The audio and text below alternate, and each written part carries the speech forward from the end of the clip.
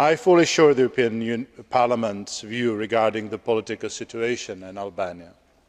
The lack of constructive political dialogue and the lack of settlement of disagreements following the June 2009 elections between government and opposition are of concern. Both sides need to return to constructive political dialogue and find a solution based on respect for the constitution and transparency.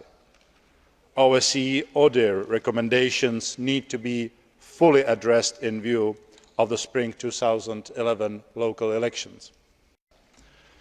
The Commission has made IPA, Instrument for Pre-Accession Assistance, financial support in the area of the judiciary and law enforcement, one of its main priorities, allocated some €55 million in the period 2007-2010.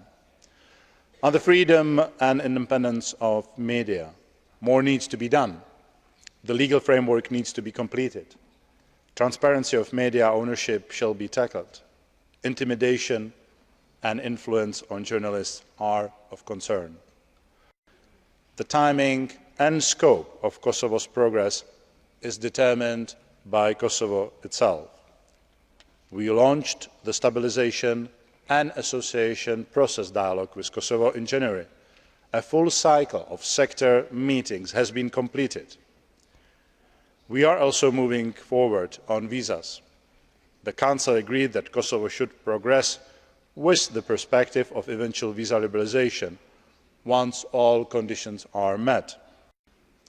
Kosovo still needs to ensure reintegration arrangements are adequate to cope with the returnees in a satisfactory manner. We are in a very close touch with Pristina to provide guidance and support. For the first time this year, Kosovo will take part in IPA cross-border cooperation programmes with the former Yugoslav Republic of Macedonia and Albania, and this programme with Montenegro will follow next year. In conclusion, the year ahead will be an important phase for Albania, Kosovo and the region at large.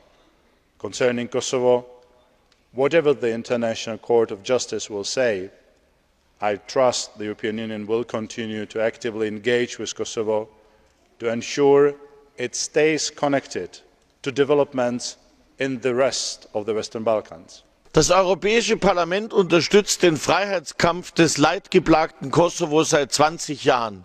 Ich erinnere an unsere Sacharow-Preisträger Rugova und Demaci. Seit 6 Jahren setzte er sich für die Unabhängigkeit des Kosovo ein, zuletzt in seiner Entschließung 2007, der dann 2008 die Unabhängigkeitserklärung der Republik Kosovo folgte. Albánie ztrácí příliš mnoho energie i příliš drahocenného času neschopností vlády a opozice najít vzájemnou shodu a spolupracovat na životně důležitých prioritách společně. Mezi tyto priority patří i dosažení konsenzu ohledně voleb v roce 2009. Zde je nutné, aby všechny politické strany převzaly zodpovědnost, zapojily se do dialogu a naplnily rozhodnutí o ustavení parlamentního vyšetřovacího výboru s cílem vypracovat potřebné změny volebního zákona, a to ještě před konáním. In recent months, the presidents of the Christian Democrats and the Social Democrats in the European Parliament have made great efforts to solve the political crisis in Albania through visits and through working with their sister parties. But even these high-level efforts have proven unsuccessful. In May, we had the first joint parliamentary committee. And as well-willing as most of us in the European Parliament began this meeting, so discouraged we were by the way in which the counterparts from Albania used the time in Brussels for internal quarrels, damaging Albania's image.